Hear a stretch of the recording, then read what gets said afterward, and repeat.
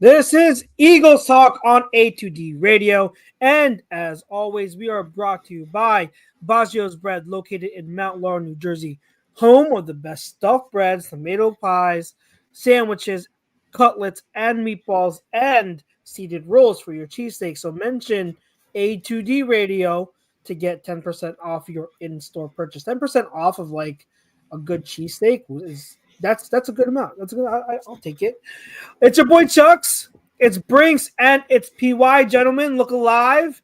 I know that we have to be in good spirits. So no, I'm depressed. The Eagles are 6-2. So how you guys feeling after the dominant win over the Giants? I'm feeling good. There's really nothing to be dissatisfied about. I'm sure we'll have some negative Nancy's in the comments that we'll have to talk. Of course, off the ledge. This comes with the territory here in Philadelphia. I mean, I felt like I was watching a game from last year. Yep. Yeah. For the first time this year, which was nice to see. I like pounding teams into submission. I don't care that the Giants are 2-5 now, 2-6. I mean they beat us like 2 weeks ago, so I mean it is what it is. So yeah. Oh, I got the little one saying good night. Oh, what's up? Say good night. Say go birds. Go birds. Raise them right, baby. Yeah, most positive will be on this pod. Absolutely. He knows when he goes to school, he yells go birds. Go birds. He knows the EAGL, he knows all that. So gotta raise them right. I can't have a non-Eagles fan. We had a bunch of salty Giants fans at the dealership today, so that was really nice. The second I walk in, all I heard is tush push my, like getting all mad and upset. They're so mad. I had my boss walk in and he looked all sad and defeated, and my heart kind of broke for him because he loves Scatterboo. That's his guy. Oh, that was and he's horrible. just like that was horrible. How's it going? I mean, there was plenty for the Giants to complain about the refs. I'll give you that. Yeah, but it was just a poorly officiated game, like on both sides. There was certainly some stuff us Eagles fans can gripe about as well. Yeah, so, absolutely. And we'll touch on that. Let's start off. Let's kick this off with the poll question. Let's see. It's right here. So we asked the question: despite it being against a Giants league worst run defense, this Eagles rushing attack performance is a sign of things to come. Agree or disagree? Before we get to it, let's bring in. He's joining us because we started a little bit 15 minutes late. As you can see, I had a little bit of dad duties to attend to. Little one isn't asleep yet, but he'll be getting to bed now. But because we're starting a little late, we have our good friend Les Bowen, ready to jump in. Les, how are you? How are things? Great, guys. How's everyone there? We're good. We're good. High spirits, good spirits here. So let's lead it off with you then. What do you think with the poll question? Do you think this is like, hey, take this with a grain of salt because it's the Giants and they've been bad against the run, or do you think like, hey, this is the run game is coming back? A little bit of both, but I'll agree, I guess, to the question because I think they've really found something with the 6 offensive linemen with Fred Johnson in there. Mm-hmm. In fact, I mean, this would spoil the 6th thing, but I would kind of think about Fred Johnson at right guard instead of Tyler Steen if it were me. But because I think Fred Johnson is a much stronger, much more powerful blocker. But I do think they've found something in the run game. I think it is going to be better. I think the guys like Mailata and the returning starters, Dickerson, they've kind of settled down now, and they're going to really be on their game and stop screwing around. And I think I do think it will be better. Is it going to be as good as it was yesterday? Probably not. I mean, that was 276 yards is quite a bit, and 200-yard rushers. You don't get that very often. But I think it's a sign of things to come, with the caveat that it's not going to look like yesterday.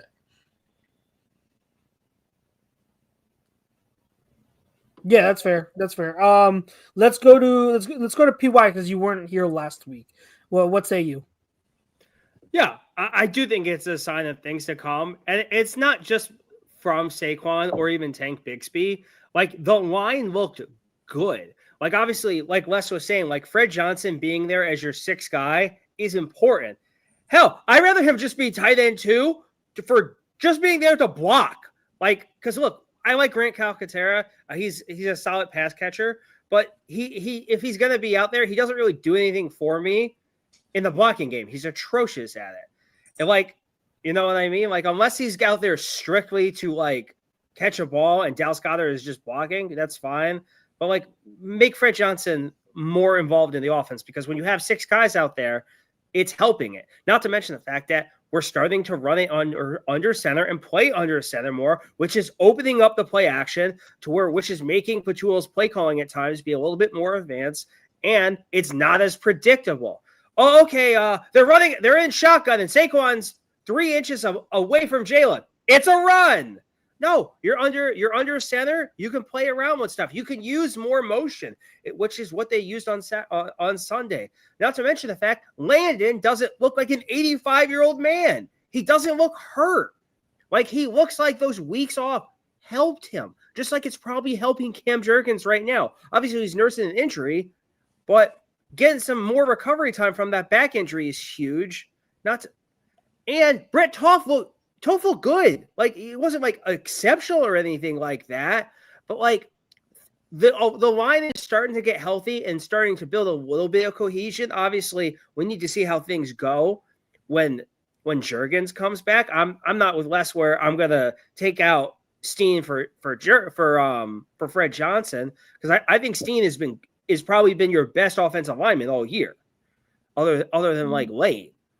Like, he's been one of your more consistent guys. You know more what consistent. I mean? I wouldn't say best. I'd say consistent. Yeah, there's a difference, but I wouldn't say best. I understand. Like, we're not going to rush 296 every week. That's just not happening. But like, you saw the burst in Saquon. It's still there, and you can kind of see why he just wasn't getting off, and he wasn't like hitting his strides like he did last year, just because it just wasn't there with the line. Like, they weren't building for him. Every time they were running the ball, like 3 yards up, he's already hit. Whereas last year there'd be 5-6 yards before he gets touched. And I think, like, moving forward with a healthy offensive line, with more creativity going under center, with more motion stuff, you know, the fact that you're going to have a fresher Saquon, because if Tank Bigsby continues doing what he's doing, like, that's gonna be a deadly 1-2 punch. Like, and you throw in Shipley here and there. So yeah, like, the Giants' run defense was atrocious, but they were atrocious 2 weeks ago, and we could barely get anything going. So this is a major step in the right direction. Brinks. Yeah, I mean, it's definitely. I mean, I said at the top of the show, it felt like last year. They pounded their opponent into submission. It opened up everything else. I understand that they have a bye next week, and that's good for the health standpoint of the team, because AJ missed yesterday, Cam's missed, Landon's been banged up, but I kind of wish they had a game next week. See if we have something here, rather than taking a week off and then going up to Lambeau for probably your hardest regular season game of the season, at least on paper. It looks like on paper for the whole rest of the way. But I mean, the talent's been there. They just had to fine-tune some stuff. You know, I said last week that I was sick and tired of hearing that, you know, oh, well, we just need to hold this block a second longer and then we're going to get paid. I was sick of hearing that last week. They held the blocks. They blocked well. Kevin Patullo had a great game plan. He did. In-game as well. So very creative. Very creative. My favorite play of the whole game, it wasn't a running play, but like Jalen rolled out and Dallas kind of like slipped out and they hit him and he ran in. Needs to be more of that. Like, I love that play call. They do it every once in a while, but it's always there. You can't wait. Either Jalen's going to run for a touchdown or Dallas is going to catch a touchdown. Not only the fact that he's like faking them out with the run, like he does a little hezzy where he looks like he's going to throw it and then he hits Goddard and they fall for it every time. Like, it's like LeBron in the lane where he does that little move that you know he's going to do, and yet they bite every single time. But I sure hope it's a sign of things to come. I really do. I like football's not that hard. We sit on here on these podcasts and these idiots I've been watching all day that seem to don't want to give the Eagles credit for anything they do. I've been Football watching is them all day. very hard. It's really not. You win up front and you win in the trenches and you don't turn the ball over. That's what the Eagles do. That's how they're built to win. And they did that yesterday. Jalen has 1 interception and no fumbles on the season. So 20 touchdowns, 2 turnovers through 8 games, which is insane. Have a fumble? Does he have a fumble? He does have a fumble. Okay, he has a fumble. Okay, but When that's did that fumble way to win. You guys remember when the fumble was? I didn't recall one. Yeah, I can't remember. I believe you. I can't remember. So I kind of track like every week because I'm very curious how everything compares between 23, 24, and 25. It's kind of what I do at the end of every week. I believe it came on a big hit. I can't remember now who was it lost. Did he lose it or no? Yeah, he lost. Yeah, that's what when was that? I can't remember now. It's bothering me. I'm about to look it up after. But it's ridiculous. He's having his best season since 22, and it's going to end up being better than 22 most likely. He's on pace for 32 touchdowns and like 4 interceptions. Yeah, we'll get into like the Jalen Hurts stuff aside in a bit. But for me answering the poll question, I'm going to agree. I think that all of you hit good points. I think what's with the comment? I mean, you all did too. So why? I don't know why. It is against a really bad run defense. So like you guys said, it's not going to lead to 200 plus yard rushing performances every week. But I think what makes me hopeful that it's going to be good from here on out is because of the concepts they're running. A really good stat here, and I got it from my good friend Shane Half. Before this week, the Eagles were running gap scheme runs 31% of the time. In Week 8 against the Giants, they ran gap scheme runs 73% of the time. So there was a lot of pulling. We talked about Brett Toth having a good game. They pulled him a lot, and they got those linemen out on the move, out in space, and like they had like the first touchdown run, the 65-yarder by Saquon was duo. We don't run duo a lot. We run inside zone, and I know they look similar. There are differences, but we ran duo, and it turned into a 65-yard house call. So little things like that, and even if they don't specialize or lean into gap scheme runs 70+% of the time from here on out, I think the fact that they're willing to switch it up, because last week it was let's lean on more outside runs, right? And Toth having to come in kind of was like just put a wrench in that.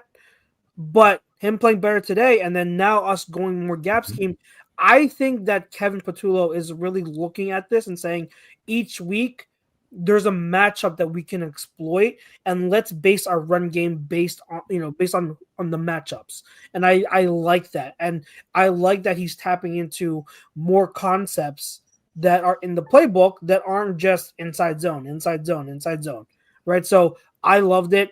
I think that you couple that with the fact that the O-line is healthy and playing better, that's what's going to make everything kind of click. And we're going to get a good test after the bye week. We arguably have like our toughest matchup, our toughest opponent in the Packers in 2 weeks, so it's going to be a good test. But I'm very hopeful. I'm very hopeful about what this run game can do and get back to maybe, even if it's not like dominant like 2024, it can still cause problems to where the defense can't play our passing game the way it was, before. So that kind of leads me to this. The next topic is, or the next point that I'm gonna get on myself for this, because after the Giants loss, I even got emotional and wanted change. But I have been preaching patience And I think we have to give credit to Kevin Patullo. I had said as the season goes, he does deserve time to show that he can improve. And after that loss to the Giants, he's improved. He has done things. And I think this is the first game where we've seen for 4 quarters that him and Hurts were absolutely like on the same page. You can see that they're dialing up stuff. Like the under center play action was still there. And they had, I think, 3 under center play action plays. I think under center snaps, it was like 11 or 12. I'd have to double check. I forget what the exact number is, but we still called under center play action. So it's a good thing that they know now what they're kind of leaning on. So credit to Kevin Patullo. PY, I wanted you on here because I wanted you, because you've been the biggest Kevin Patullo hater and doubter since day one, since the day he was hired. So let's go to you first and then Les. But what are your thoughts of, are you willing to give Kevin Patullo his just due?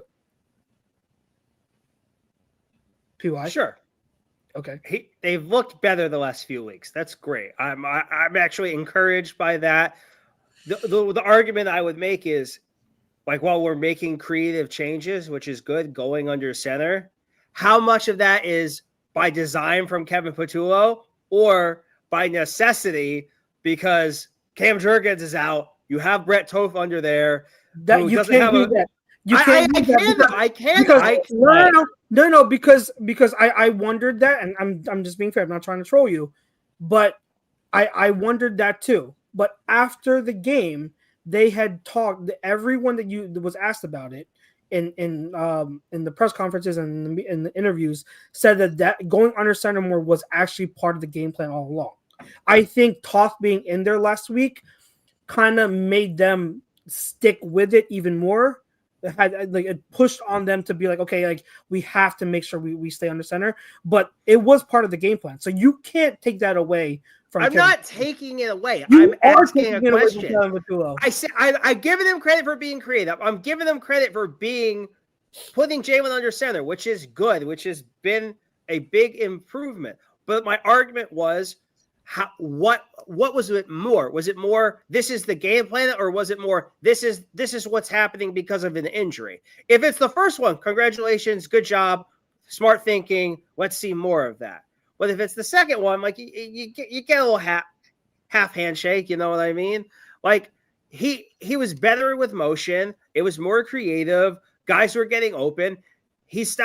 I think a big portion of what he did in the last few weeks is keep it simple, stupid. He simplified things. Like, he didn't try and overcomplicate it. Like, you have these weapons. You have Jalen. Let Jalen do what Jalen does best. Like, let him find guys. Let him hit the deep shots. He's one of the most effective deep ball throwers in the NFL. And you know how you establish and you're able to get these guys open? Play action. That's going to help the run game, you know? Like, having a big run game going forward can make a huge difference. I saw people already talking about Kevin Patullo as a head coaching possible hire next year, which is crazy. Who do you follow? Like, yeah, you I haven't at all. You always basically, hold on.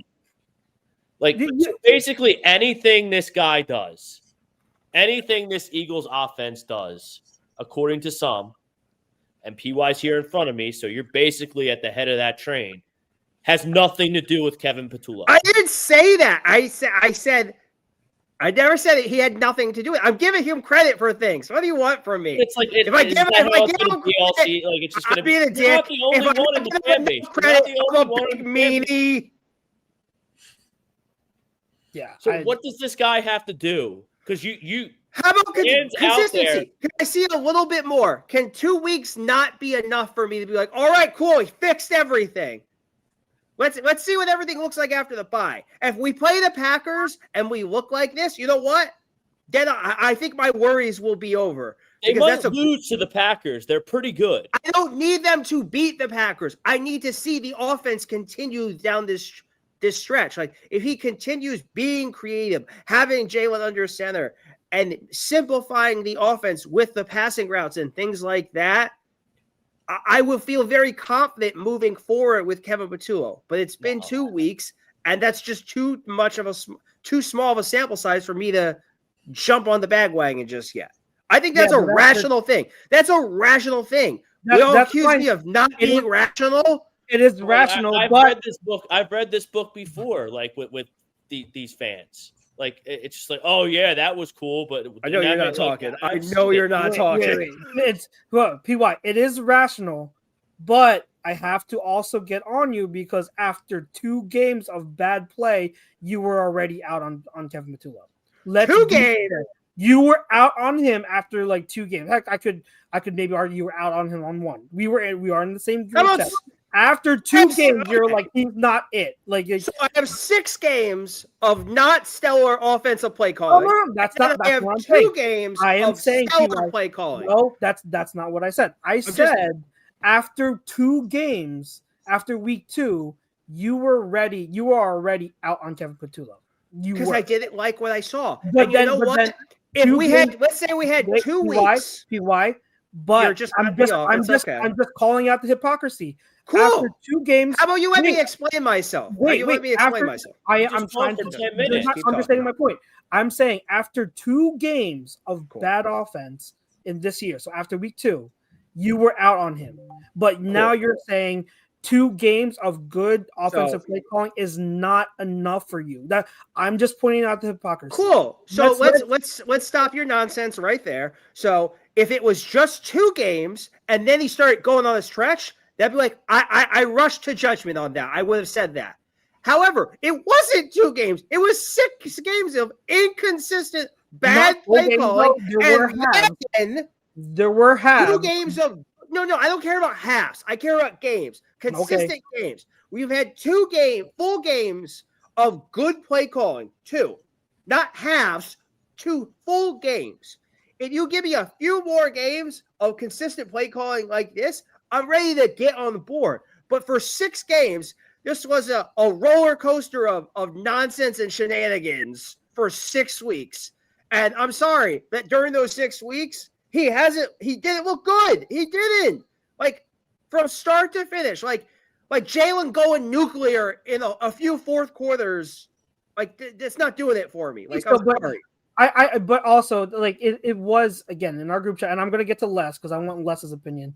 But, like, there were so many times where it would be a good play call within the first 6 weeks.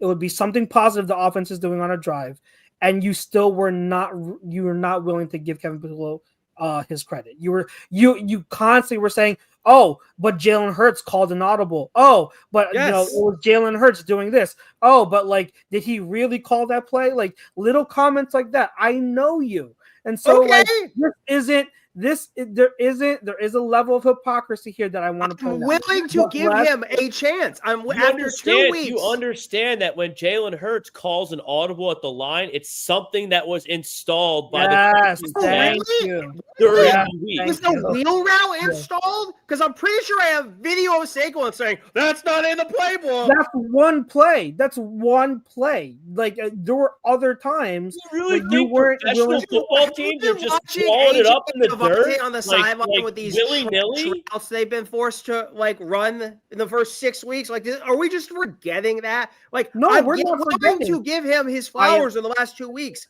It's been very good. Can I have more of that? Can we have maybe 2 more weeks of good play calling? And I'll feel more comfortable. Yes, I don't mind you. No, what I'm saying, I don't mind you wanting more than just 2 games. Are you sure? To be all in. Yes, that's been my point. I'm saying that's fine. All I'm pointing out is the hypocrisy because after 2 games this year, you were out on him. And that's why I kept saying, that's what I'm just saying that. That's my point, is that it's fine to want more than 2 games, but you have to be consistent on both sides of it. So Les, what is your stance on Kevin Patullo? Like, do you think this is something that is kind of sustainable? Kind of like in the conversation we had with the rushing attack. Like, are you starting to be hopeful that he is figuring this stuff out? Yeah, I think I am. I don't think they did things yesterday because Brett Toth was at center. I don't think they did anything that was a lot simpler or a lot different than they would have done with Juergens. I don't know. Maybe they did, but I didn't see that. What I think is it took them a long time. This is what Hurts talked about at length yesterday in his post-game press conference. For whatever reason, every time they change the offensive coordinator, the play caller, they have this long adjustment period where they can't seem to figure out what to do. I just feel like they're finally settling in to their, the way they want to play. Yeah. I'm not sure that it's going to be totally solved now, but what I would have wanted 3 or 4 weeks ago when people were upset, I was upset. I was not really thinking they should fire him. I was thinking, well, bring in some kind of consultant or somebody to do the kinds of things that we've seen the last 2 weeks. So now we're seeing them. So we don't need that, So I'm okay with the setup the way it is. I have no way of knowing what the rest of the season will be. They've got Packers, Lions, coming up here. Who knows what the hell's going to happen? You just saw, when Cam Scatabo went down yesterday, the Giants' hopes for the season pretty much went with him. We don't know, but I do think, this is they're building on stuff. It seems to me that's how it looks anyway. Yeah. It's a process, and that's what I'm saying. Like, I'm sure we're gonna have tough opponents, tough matchups where the offense is still gonna have their lumps, But I think it's always been, and this is why and Brinks made this point weeks ago, and it's still stuck with me as a great point, and it backs up what I've been saying is that like there is a learning process with Kevin Patullo. Is that ideal for a win now team that's trying to repeat? No, like you don't want to have an OC that has to go through a learning process. And to that point, I understood PY's concern over hiring Kevin Patullo as an in-house hire. That was. And I also think it has to do with Hurt. I don't think he's quick to make these adjustments. I think I love Hurts. I think he's great. He's a wonderful leader. But I think there are probably quarterbacks that could go with the flow a little easier than he does. I really think each one of these guys, it's like pulling teeth to get them on the same wavelength. And I don't really know why. It can't be just the guys that they bring in. It has to be a little bit his way of looking at things, his personality, his mindset. It is what it is, though. I mean, they're not going to change him either. I wouldn't want them to. What I do find hopeful from Jalen Hurts' side is that the question is always an understandable and fair question has been since Hurts has been with Sirianni is that okay, like how much of this basic and simple offense is because Hurts only wants to run certain concepts, right? And that's always been a fair question because that's also been a thing. And the two constants have been Hurts and Sirianni. So you have to ask the questions. And none of us on the outside know the true answer. Right. It's something we keep wondering. But what gives me hope, and it's similar to last year, is when Kellen Moore came in and implemented some things from his offense to integrate with the scheme that Sirianni had, there were new stuff that he added into it. And I won't say almost right off the bat, because it was like we saw a lot of it against Green Bay week 1, but then it kind of went away for a period, and I don't know why. But the higher use of motion, more under center, more. We did see that in the first half of week 1, yeah. Exactly. So we saw these Kellen Moore wrinkles. Also with the run game, more outside zone. We finally ran outside zone. So there are wrinkles that were new last year that caught on. And so now this year, you got a new offensive coordinator. And what I really enjoy is that, hey, now for the first time, we're seeing a lot of under center. and we're using under center play action, that's never been a thing. That has never been a thing with this Hurts and Sirianni offense. So the fact that they're doing that from Hurts' perspective, that lets me know that, hey, Hurts is open and able to do new things from a schematic standpoint. Maybe it takes a little bit for him to get comfortable with it, and maybe that's a part of why it takes a little while, but he is able and willing. And that's a really good thing, because this passing offense, this running offense, everything has to keep evolving as defenses catch on and know how to defend this offense. They have to be able to change things up as they go along. And the good thing about this team is that this roster has the talent to do whatever they want to. You know what I mean? There are teams that don't have the talent to switch it up at whenever they want. Like if their run game gets stopped, they don't have like the talent at receiver to really do anything about it, right? Or vice versa. If defenses find a way to stop their passing attack, they don't have the running game to kind of offset, right, or lean on. Yeah. The Eagles can do anything they want. Anything they want. It just has to have the coaches do the play calling in the system to kind of like help them figure that stuff out. So it is hopeful, and I think that moving forward we will get more. And again, PY, I'm not saying that we shouldn't have more than 2 games of this to buy in. I'm with you on that. I'm trying to hammer home the point that, hey, like, this was always going to be a process, and for someone, and it's not just you, it was a lot of fans to have been out already so early in the season. It kind of shows that, hey, like, patience is a thing. Development it applies to coaches too, not just players. So there's that. So Brinks, anything you wanted to add with the Patullo conversation before we move to? I definitely want to talk about Jalen Hurts. So not really. I think cool. We hit on everything. We can move on. All right, awesome. So then we'll lead off with you with this. Let's go to the Jalen Hurts conversation. He didn't have a ton of yardage. He didn't need to have a ton of yardage yesterday against the Giants, but 4 touchdowns. Like, I counted when I was watching the film 1 or 2 plays that you probably want to have back, and when there's only 1 or 2 plays, like that's awesome. That's an awesome day for Jalen Hurts. So looking at the rest of the candidates and looking at the rest of the field, should Jalen Hurts be in the MVP conversation? And let's do our best. Let's do our best to take off our Eagles colored sunglasses, right? Should Jalen Hurts legitimately be in the MVP conversation? Brinks, what do you think? Yeah, I mean, when I say legit, he's a top 5 candidate, I would say. He's playing really well. He's not turning the ball over.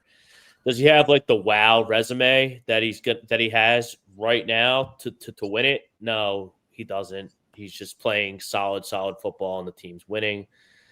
I think Jonathan Taylor would be my vote today, but God, I wish. But that just doesn't happen for running backs apparently. But he's certainly in the mix, and he's got a lot of.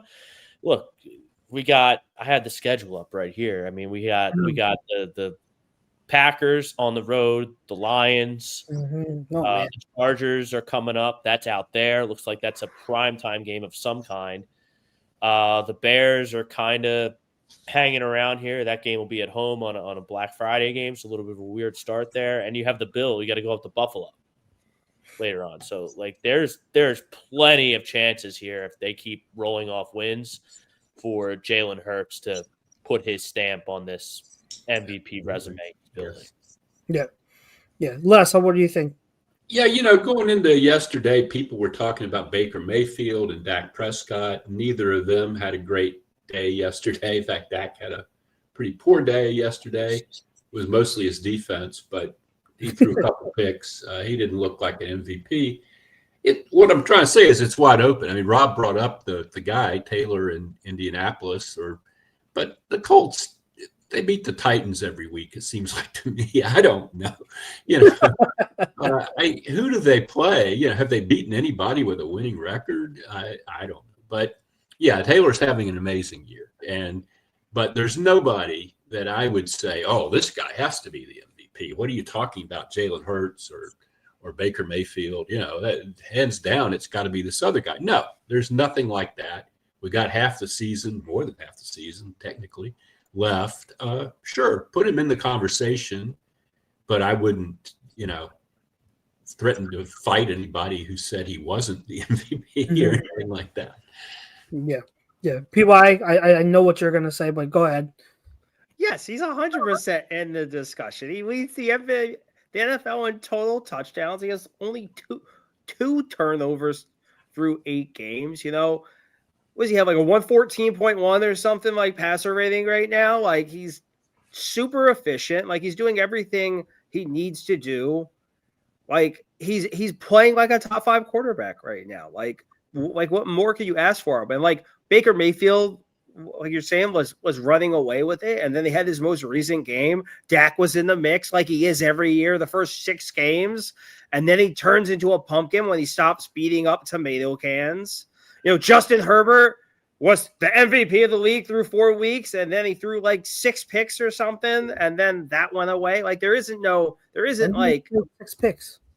There isn't like a clear-cut favorite for MVP right now. Like it's wide open. Like if you go through some games, like if he goes to the stretch, you're beating the Lions, you're beating the Packers, you beat the Bills, you beat the Chargers, like, and you show up these other quarterbacks, you can make a statement and show you're the MVP. You are the MVP, and it's hard to not want to vote for that guy who went through those. He fumbled against the Rams, by the way, and now that I looked it up. Yeah, it was a hit in the pocket. I remember it. Yeah, it was a sack against the Rams. I don't remember who gave it up, but yeah. And he lost that fumble. It's so weird to me that I have no recollection of this. It was one of those awful hits where you don't blame him at all for fumbling. I mean, it was like he was defenseless. He got slaughtered, Yeah. Okay. If it happened every week, you would be able to point out, oh, man, he fumbled this time against the Rams. 2023 is the perfect year. Not turn the ball over. If I told you he fumbled or threw an interception, you'd be like, oh, cool, which game? Because you got to be more specific. Yeah, you really do. Yeah. I'll have to go back and look at it because I don't – it's so weird. I don't recall it. I think it's bothered me. It might have been Jared Verse, yeah. I think nobody blocked them, and Jared Verse was amazing. It was bad. So MVP odds as of right now, if I'm going on Caesars, right, just on Caesars, Patrick Mahomes plus 200, Josh Allen plus 350, Drake May plus 375, Matt Stafford plus 1100, Baker's at plus 1200, Jonathan Taylor, running backs, Jonathan Taylor plus 1200, Jordan Love plus 1400, Daniel Jones plus 1500. Oh, Pete's gonna love that. Jared Goff plus 1800, and then Jalen Hurts. That's what 10th best odds at plus 2200. Yeah, they'll come up. Yeah, if he continues to play well, he'll come up. I think the next stretch of games against, like you said, like Packers, Lions. If he has games like this against them, those odds are gonna come up. But yeah, right now he's 10th. I think Drake May is getting the same boost that Tom Brady used to get, in that suddenly he's in a bad division other than the Bills. He's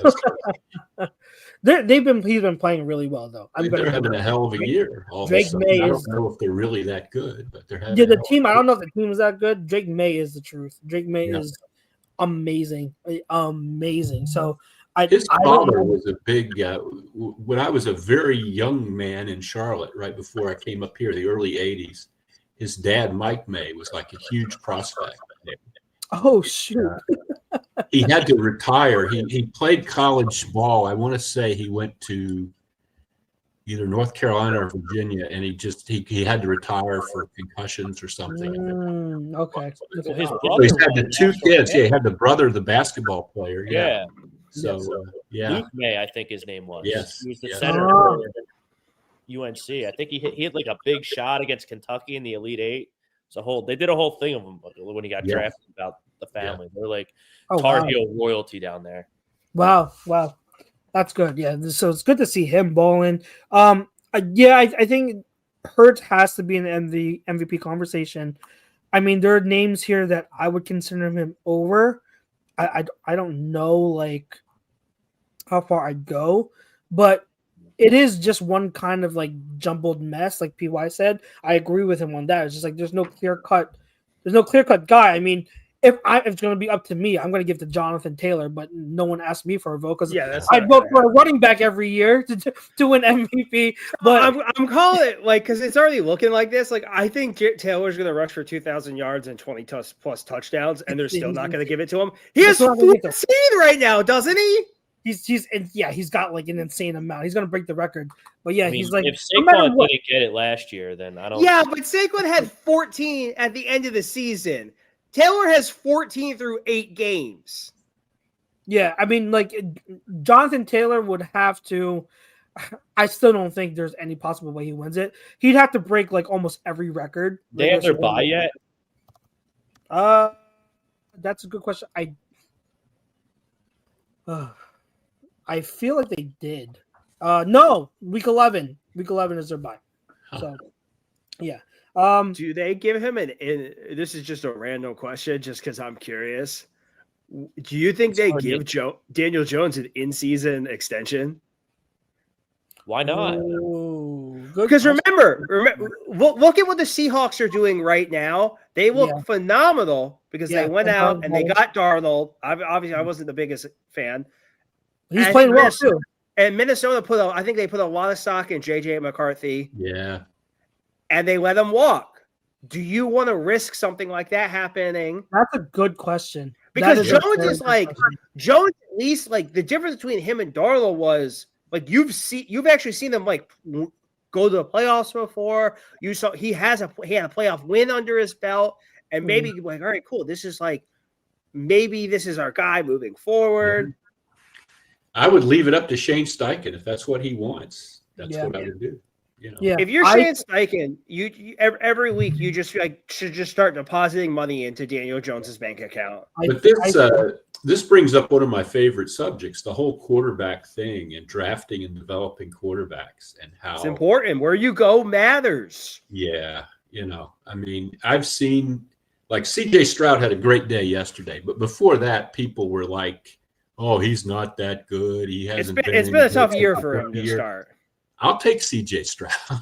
There's nothing wrong with C.J. Stroud. They have a horrible offense. It was bad when he had his rookie year. But it's just so hard to know. These guys get put in these ridiculous situations, and you develop bad habits, and you try to win games on your own, as Jalen Hurts did in the second half of the 2023 season. When he did throw interceptions because he felt like they had to have a touchdown every possession because their defense was so horrible. He's not the same guy. And I think Daniel Jones out of that mess in New York, just like when you took Saquon out of that mess in New York. I mean, he's not on a Saquon level, but you know what I mean. I think it matters, like, because Jeffrey Lurie was talking about it when he was talking about Hurts, like all the things that he does that makes him like perfect for this city. Because there's certain like Wentz is a perfect example. He just couldn't handle it, like from a mental aspect. Like he just wasn't capable of doing it. Great quarterback, good arm strength, all the stuff that you want from a quarterback. But like he just wasn't mentally strong enough to handle the job and what it comes with to be a quarterback in Philadelphia. Jalen Hurts, like he may not have Wentz's like arm capabilities, but everything else makes him the perfect guy to be in the city and be the quarterback because nothing phases him. And while we're on Wentz, I think he lost once he got hit a lot of times and started getting hurt frequently. Killed his athleticism. He lost his pocket presence. Which was a big part. Kevin O'Connell. Big part of what he was good with, his first few years in Philly. I think that eventually eroded. Yeah. And now he's really tough to watch. And now his season's over, and they knew, like, let's just be honest. They knew he was hurt and they kept throwing him out. Like, I'm not throwing a pity party for Carson Wentz, but the guy is snake bit. I mean, he clearly knew he was hurt and he wasn't ready. And instead of throwing your guy you drafted in the first round out there, because he sucks, he's not good enough, and you're just trying to save face. That's literally what's happening right now. And you don't want to admit, well, we should have kept Sam Darnold. Well, I mean, I think they all. I have to believe that JJ McCarthy still isn't 100% there, and they don't want to rush him back. Why couldn't they throw the other guy in there? They know that they know that McCarthy is not there yet in terms of like obviously performance wise, but they want to get him reps. He needs plays. He needs playing time. So I don't think he's 100% there yet. I think if he was, they'd play him. But you know what you said about like the Wentz thing. Yeah, it sucks to see because he was hurt and he was still in there. So yeah, you have all that. But it's a typical Wentz thing. But like Darnold's doing what he's doing, and then just one last thing on the MVP thing. To put in perspective how good Saquon Barkley is last year, Jonathan Taylor, he's been scorched earth the whole season. He's only on pace for 1,693 yards rushing. Wow, really? Yeah. I would have thought he'd be close to 2,000. He's only on pace. He's at 99.6 yards per game through 7 games. Wow. Saquon that. So it's a touchdowns thing. It's the touch. He's got way more touch. He's got a crazy amount of touchdowns. Yeah. I can't. But from a yardage standpoint, he's not on pace to have anything near what Saquon had last year. That's crazy. That just goes to show Saquon didn't even get a sniff at the MVP. So even though I would vote for him, and sounds like Chux, you would vote for him for MVP today. He's not going to get it. He's just never. They're just never going to win. It's a quarterback award now, which is unfortunate, but whatever.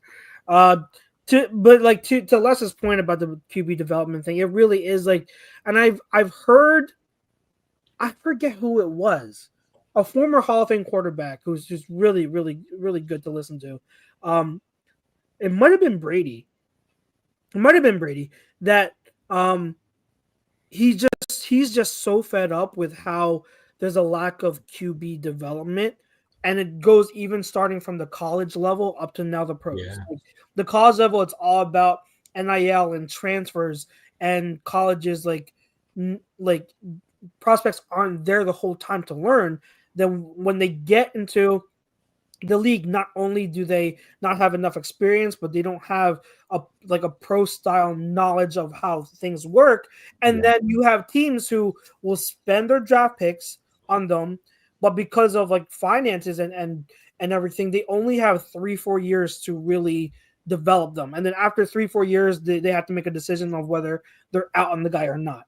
And I think we've seen Geno Smith, even though he's been bad this year, but Geno Smith, Baker Mayfield, Sam Darnold, like the collection, and Daniel Jones, the collection of QBs who were taken early as like hopeful franchise quarterbacks who didn't pan out on their first team, but now have really Baker Mayfield. I'm sorry if I didn't say Baker. I'm sorry, like him too. They've been able to get that knowledge, have time to really like find a place and hone in on their skills over time. And now they're flourishing. Now they're doing, and it's a shame because, there should be a better practice of development. But if you go to a bad team, you're probably going to with people that aren't going to be able to do much. Yeah, I mean, look at Cam Ward. Look at the guy in Tennessee. Yeah, Cam Ward. Exactly. Callahan. He's what, in his second or third year? He's getting Cam Ward jammed down his throat by ownership and the GM, and Cam Ward obviously isn't ready, whether he's going to be good or not, like whatever. Now the guy's fired. You think if okay, well, you're jamming this guy down my throat who's not developed and not ready. Like, I would have signed Sam Darnold if I knew my job was on the line. Like, it's this. You have teams that, I mean, the Bears did it last year, where you'll have, like what you said, you have a head coach who's on the hot seat. They'll draft a quarterback, and then they'll give that quarterback 1 year, the rookie year, with that head coach who's clearly not it. Right. And then that head coach gets fired, and then you wasted the rookie year of your quarterback. Right. It's such bad practice. And it's unfair, or not unfair. It's unfortunate to see, because I think it's obvious that every team needs to have a quarterback, but like someone made this point, and it's a fair point. Like, teams, you can win even if you don't have an elite quarterback. You don't need a Mahomes or Lamar or like Josh Allen to like win a Super Bowl. You need a good franchise quarterback you can win with. That's like the bare minimum, right? You need a quarterback who's good enough, but like teams are always either fishing for the superstar or they're too impatient to see if the quarterback they draft can be good enough to win. And you look at a guy like Bo Nix, he's doing very well, but I think there are a lot of quarterbacks you could put in that situation and would probably be pretty decent. It would look, better than average with that defense and that structure they have there. Yeah, no, that's fair. And it's what is it? Joe Horakowski says Mac Jones for the Niners too. Yeah, too bad for him. The Niners' arms are tied, and they have to play Purdy when he gets back. And and I do think Purdy is better than Mac Jones. But yeah, it's a good point too that like Mac Jones is playing well for the team that wanted him in the first place and should have probably drafted him. So it's so crazy how that works out. And if you put Purdy on the Dolphins or the Titans, he looked pretty awful. Yeah. Situation and scheme, like it matters, like how well what the head coach wants the quarterback to do, how he wants him to run the offense. It all matters. That all matters, and it's not looked at enough. It's not looked at enough. Mr. Coldberg says if the Colts keep playing like this, they will have a Kurt Warner and Marshall Faulk situation. One gets Offensive Player of the Year, and another gets MVP. Yeah, they are. Yeah. 100%. I don't know what their schedule looks like, but they have to play somebody sooner or later. Beat the Chargers. I get it, but yep. Before we're in the last 10 minutes, last 9-10 minutes, anything with the defense? Because I know that Joe says here the defense still needs to work. CB2 and edges are concerned. Now, last week we talked about possible trade targets. Anything that changed? Because now we're seeing. Well, everybody says, "Oh, the edge is fine now because they got some sacks yesterday." Did you see the sacks? No. Sacks after 8 seconds don't do a lot for me. Yeah. They still need edge help. Yeah. They really do. I think the positives are Uche is starting to come on, which is great to see. Jalix Hunt, I think he's hitting. I think he's getting where he needs to get because he had 9 pressures in that game. Like he had 3 QB hits. Like he's been exceptional the last 2 weeks. Like that's what you needed from him. Like Moro Dromo looks like a star. Like he's exactly what you wanted coming into this season. And the Giants' O-line isn't great. They could still use more. Yeah. CB2, I don't know. I don't know what you're going to get there at this point. So when it comes to that, like it's we don't really know what to expect. Like it's either you're throwing the Dory Jackson out. He's been solid here, not solid there. Keely Ringo has been bad, but in the last 6 quarters, he's looked better. Jacorian Bennett is the wild card. He's the X factor. Yeah, because I was really hoping he'd be active yesterday. I was too, because then you could at least saw him. Either he was bad or he is good, and you could make a decision heading into the season or heading into the next game. Yeah. But I also think it's also like even if he was in there, I don't think there's much judgment you can make out of him. No, but you at least have something. Like you could at least look at the tape and be like, all right, cool. Maybe this is something we could build on. And you didn't get to experience that. But also, when it comes to edge, there's going to be guys available. It just depends if the Eagles are going to hit that price tag. One of the possibilities at corner got traded today, Roger McCreary. Yeah, I saw that. And with that, maybe the Eagles just didn't want to pay that. They think there are better options. And I keep hearing people talk about, we could go get guys. Who are we getting? I saw that people talking about Denzel Ward today. They're not trading Denzel Ward. Unless you're trading multiple first-round picks to go get Denzel Ward, that's what it's going to take. Like, they're not just throwing players away. Like, with Cleveland, I know they're not great or anything. It's just not happening. Now, like, the Titans are atrocious. Maybe they would consider a really good trade for L'Jarius Sneed. I'd consider that. He hasn't panned out there, and he's been hurt, but like there's still something there. I would risk it for a L'Jarius Sneed because you're gonna get consistency. Obviously he's been hurt at times. He's been a good player. I just think he went to the wrong place in Tennessee, and it's just not the perfect fit for him. It was always a questionable play. I don't know why Tennessee traded for him because they really don't. I don't understand it, but because they could. That was why. It made no sense the situation. But I don't know. I still think I'm in the place where I'm at since last week. Is if I'm going to trade for someone, I'm going to trade edge. I personally think I'm not guaranteeing it, but I do think Jacorian will be solid enough. He'll be okay enough. So. And I think just the most realistic trade option comes at edge rather than corner. I think you're right. You can get like a reasonable player. Well, you're only looking for somebody to play a certain number of snaps. Good snaps, but it's not like CB2 is a 60 snap a game. Yep. Exactly. You need someone playing like every down. Like that's literally what you're asking for. Whereas with edge, you could go out, you could get a guy like Arden Key. To take up some snaps. Like getting I think one of the great things about the deadline coming up is even if you go out and you get someone relatively small, like an Arden Key, you're getting Brandon Graham, who's at minimum is going to be better than Patrick Johnson, in my opinion. So that's a plus. Nolan Smith is coming back. A plus.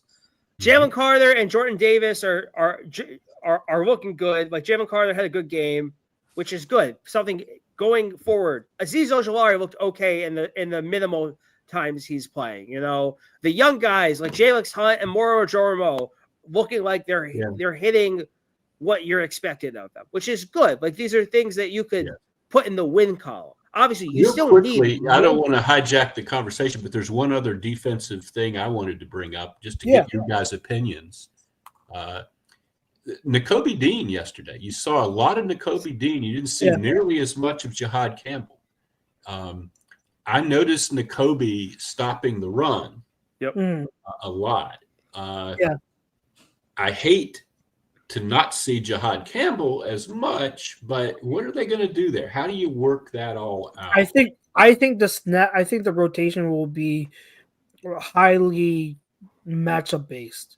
I think because of what happened on Thursday Night Football, where they couldn't stop the run. I think they were like, we can't have that again.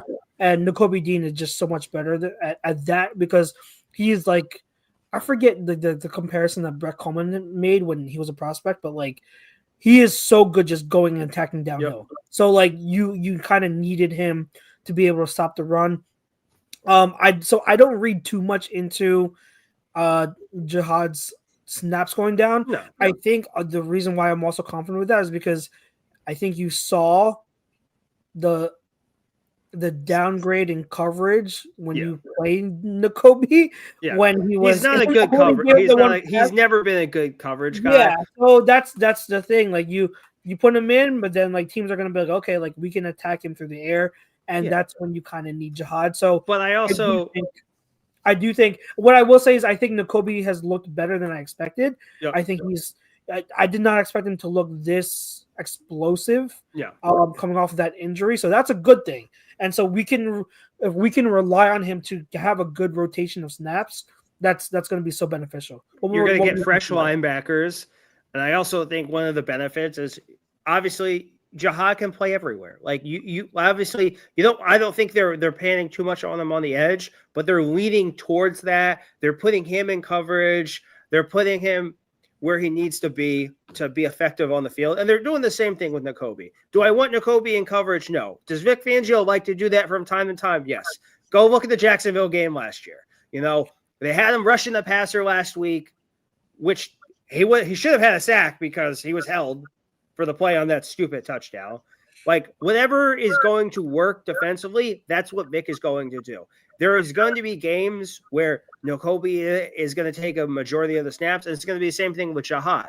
Because there's a reason why Nakobe Dean was the green dot player last year. Yeah, and that's fair. And I think that's again, it's going to be based on rotation. I do think Jihad is still if I'm going to pick someone to be my Mike or be the linebacker in on sub packages, it has to be Jihad. Yeah. There's much more that he can do than Dean. Of course. Yeah, like in certain circumstances and packages, it is smart to have Dean in there. So, yeah, I don't know if this is what you're hinting at, PY. I still don't think Jihad's going to be primarily edge rusher. I don't at this point. I don't think so either. But he's kind of a Swiss Army knife where they're going to throw him out everywhere because if 100%. Dean is back to what he was playing at last year, you're going to try to find ways to keep him on the field. Yeah. And Jihad Campbell has shown you enough to where he's a talented, skilled player, and they're going to find ways to get him on the field as well. Yeah. If they have to throw them out at the same time at times and give Bowen like some spells, they may do that. They're going to do whatever it takes to have a stellar linebacking core, and having those three guys, you're going to have less tired linebackers and them feeling more rested because of those reps that you're getting. 100%. Yeah, 100%. So it's a good thing. It's a good thing to have. It's a good three stud linebackers. What is this? Yeah. Brinks, you've been quiet for a little bit. Anything on the defensive side you wanted to bring up? They tackle everything. It's sexy. It's awesome. There's no missed tackles. See very few miscommunications with the defense. It's funny you bring that up because like it seems like I think it was we have a friend that was like, oh, they're so bad at tackling this year. So I looked it up. The Eagles are actually top 10 in least amount of tackles missed, like percentage wise, missed tackle rate. So we are one of the better tackling teams. I think the reason why some fans might think that we're not good at tackling is because when we do miss a tackle, sometimes it often leads to a big play, or like we have so many sack opportunities that we don't finish. So I think that's huge, man. That is so true. That's accurate. Yeah. I think that's where the notion might think of, but overall, we're such a good tackling team. If the guy catches the ball on a route, he's tackled almost immediately, almost every time. Yeah, and that's something that Fangio instills. That's part of his philosophy. Yeah. You have to tackle to limit yak, or else the defense doesn't work. So he's doing a good job, and I think Makuba, Pete and I addressed this last week on Film Don't Lie, because there are a lot of people who are like, really upset at Makuba, and rightfully so. Like, he gives up these tackles and they're bad, but I think it's part of him being a rookie. I think he's going to improve. And the good thing is with Makuba is that he does make high impact plays that kind of offset the bad plays that he's making. So at least he's doing that, and he's not just making bad plays and not doing anything to offset it. You know what I mean? And so there's that. And I think that, if our pass rushers can just finish, just tackle the quarterback. Just make an effort. Like I don't need like 6 sacks a game.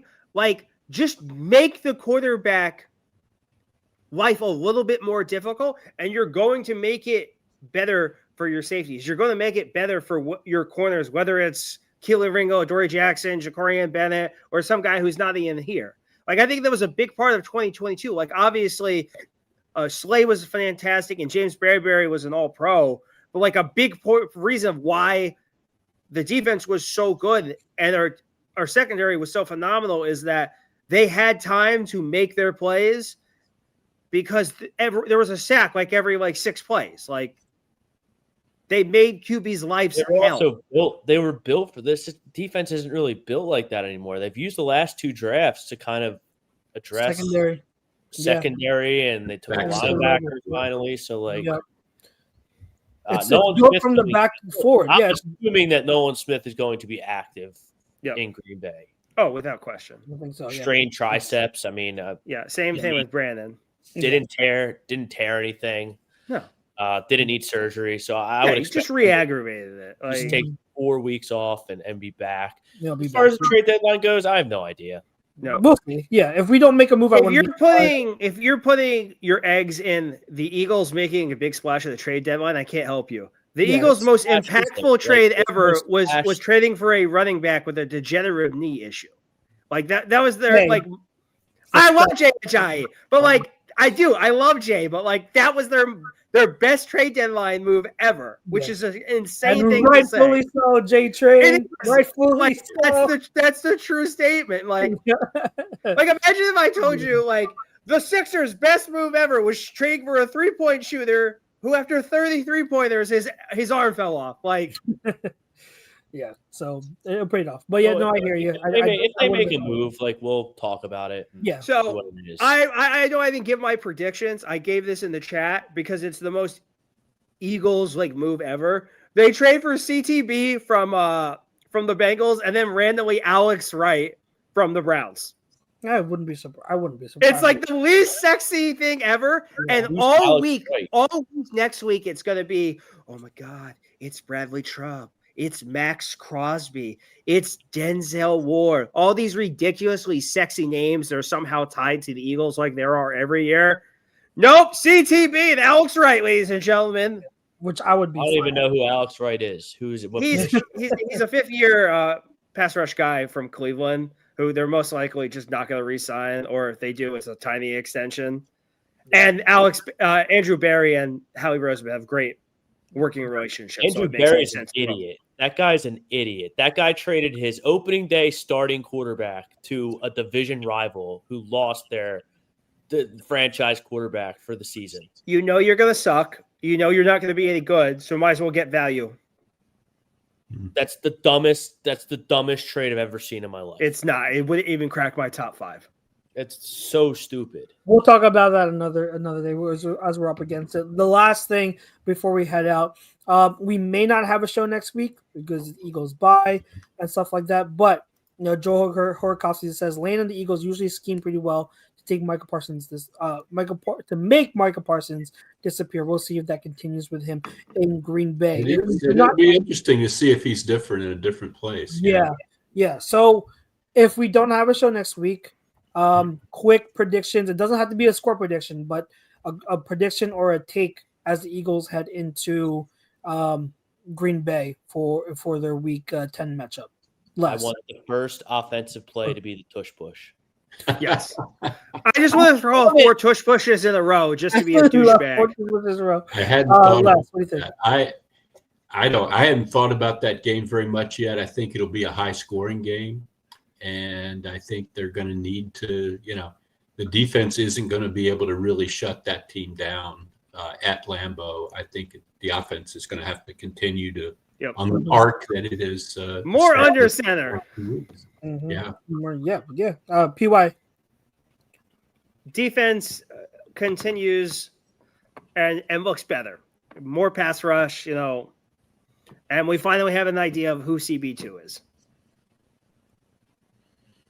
I think that for the Packers, I'm kind of leaning toward a shootout because that Packers offense can score points. Yeah. I mean, they have times where they just kind of refuse to, which is frustrating, but they are talented enough to put up points. So I think it's going to be a shootout. So game on. All right, guys. Give me Jalen. All right, guys. Awesome show. Good stuff. It was awesome to talk this all out. PY, there were a lot of things we needed to get off our chest against you after last week. You were absent, so glad we did before the bye week. You think about me even when I'm not here. Yeah, because your takes are that bad. So or that good. Yeah. Joe also, I wanted to add this in. Tyrese Maxey is him. VJ Edgecombe is also him. This is 25 points per game right now. I do not I tell myself I really don't care about the Sixers in October, November, December, January. So it's just whatever. It's NBA. But man, I'm gonna check back. I'm ready to get hurt at the trade dedeadline. After the trade deadline, I'm willing to go all in. They're making it really hard for me not to care about the Sixers right now. Yeah. So all right, gentlemen, thank you. For those who are listening, thank you for tuning in. As a reminder, there's 2 Robert Brinkman. Yeah. I'm just As gonna No worries. As a reminder, we do have Film Don't Lie coming. This week is on Wednesday morning. We're doing there were a lot of great running back performances. So P and I decided to do a running back theme show. So we're going to break down film of a lot of great running backs and their performances. Saquon, Bigsby, Chase Brown, Jonathan Taylor. We'll talk about all of that on Wednesday. So check it out. Check out our episode this week, and check out all the other episodes or all the other shows on ATD Radio this coming week. Thanks to our sponsor, Baggio's Bread, and for myself, for PY, for Les, our good friend, and for Brinks, who already is out of here. Go Birds, and we will see you in a week or two. We'll see. All righty. Goodbye, everybody.